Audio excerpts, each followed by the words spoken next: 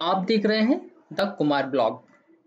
इस video blog में हम देखेंगे कि लाइनक्स मिंट 20.0 64 बिट पे जो साउंड का इशू आता है, आउटपुट साउंड नहीं आता है। आप देखेंगे ये डमी आउटपुट डिवाइस दिखाता है।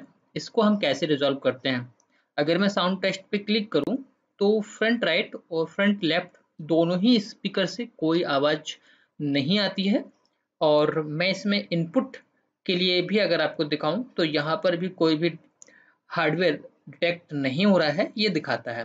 ठीक है, आप इसको कैसे रिजॉल्व करेंगे वो हम इस वीडियो में चेक करेंगे। ठीक है, मैं साथ में एडिशनल जो ड्राइवर्स इसमें होते हैं, रिपोजिटरी ड्राइवर्स जो होते हैं उनको भी एक बार चेक कर लेता हूँ। ठीक है, कि वो इसमें ये सिस्टम कोई ड्राइवर उठा रहा है या नहीं उठा रहा है। यानी कि मैनुअली हम उसको ऑटो सर्च करते हैं। ऑटो सर्च करने पे यहाँ पे कोई ड्राइवर सर्च हो रहा है या नहीं हो रहा है। ठीक है, तो जैसे कि मैं देखिए यहाँ पे सर्च किया था और ये दिखा रहा है कि यहाँ पे कोई भी अपडेट ड्राइवर अवेलेबल नहीं है इस सिस्टम के लिए। ठीक है, तो इसको इस इशू को रिजॉल्व करने के लिए हम इस सिस्टम पे अपडेट के साथ अपग्रेड कमांड को रन करेंगे। ठीक है, और जब हम इस सिस्टम को अपग्रेड करते हैं तो ये जो डमी आउटपुट का इशू है ये रिजॉल्व हो जाता है। ठीक है, तो आपको अपडेट कमांड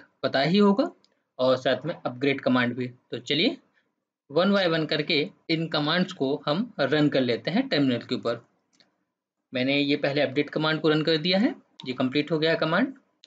अब हम इस पे अपग्रेड कमांड को रन करेंगे। ठीक है, ये कमांड टाइम कंज्यूम करती है काफ़ी। ठीक है, क्योंकि इसमें बहुत सारे पैकेज डाउनलोड होते हैं और फिर वो इसमें इंस्टॉल्ड होते हैं। ठीक है, तो हम वाई प्रेस करके आगे बढ़ जाते हैं। तो मैं यहाँ से वीडियो को फास्ट फॉरवर्ड कर देता हूँ जब तक ये सारा प्रोसेस होता है, ताकि ये जल्दी कंप्लीट हो जाए।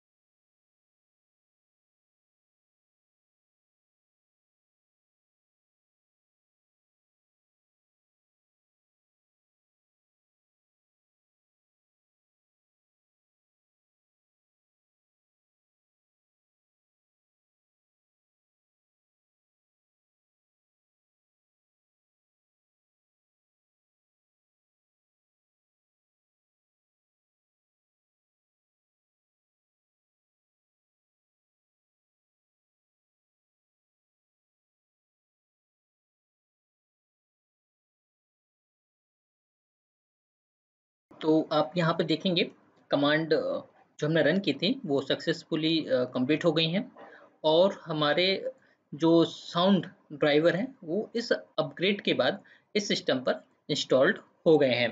ठीक है, तो उन्हें हम चेक कर लेते हैं। ठीक है, सबसे पहले मैं मेनू पे क्लिक करके साउंड ऑप्शन में चला जाता हूँ। ठीक है, और यहाँ पर हम देखते हैं कि साउंड ड्राइवर जो पहले डमी साउंड ड्राइवर शो कर रहा था वो अब यहाँ पर आपको multi channel output device show करने लगेगा। ठीक है, ये देखिए, और इसके साथ इनपुट डिवाइस भी आ गया है। अब मैं एक बार साउंड टेस्ट कर लेता हूँ। ठीक है, मैं टेस्ट साउंड पे क्लिक करके आप यहाँ पे लेफ्ट चैनल और राइट चैनल जो स्पीकर है उन पे मैं क्लिक कर रहा हूँ। बिल्कुल, ये साउंड यहाँ पे काम करना स्टार्ट हो गया है। तो ये जो प्रोसेस है ये अभी कंप्लीट नहीं हुई है, ये प्रोसेस आधा ही प्रोसेस है। अगर मैं सिस्टम को अभी रिस्टार्ट करता हूँ, ठीक है, तो ये जैसे ही सिस्टम स्टार्ट होगा ये फिर से डमी आउटपुट का जो एरर है वो दिखाने लगेगा और ये जो ड्राइवर अभी अपग्रेड होने के बाद यहाँ पे दिख रहा है ये फिर से रिमूव हो जाएगा। तो इसको परमानेंट करने के लिए हम एक बार सिस्टम को रिस्टार्ट कर लेते हैं और फिर से एक बार हम आपको दिखाते हैं कि आगे क्या प्रोसेस करना है।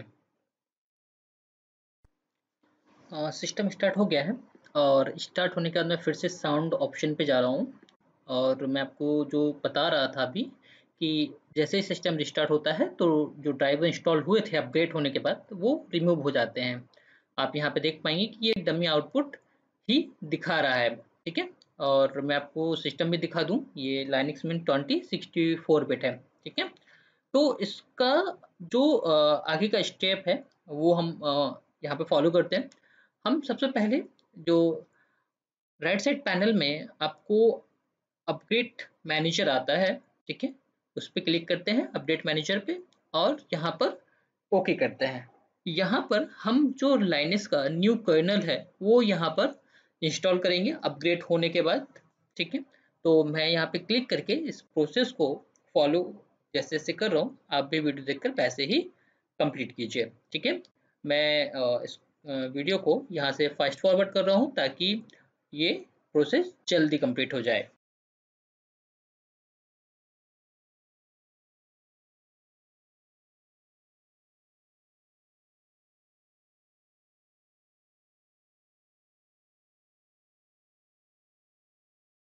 सभी पैकेज के इंस्टॉल हो जाने के बाद आपको सिस्टम रिबूट करना होगा।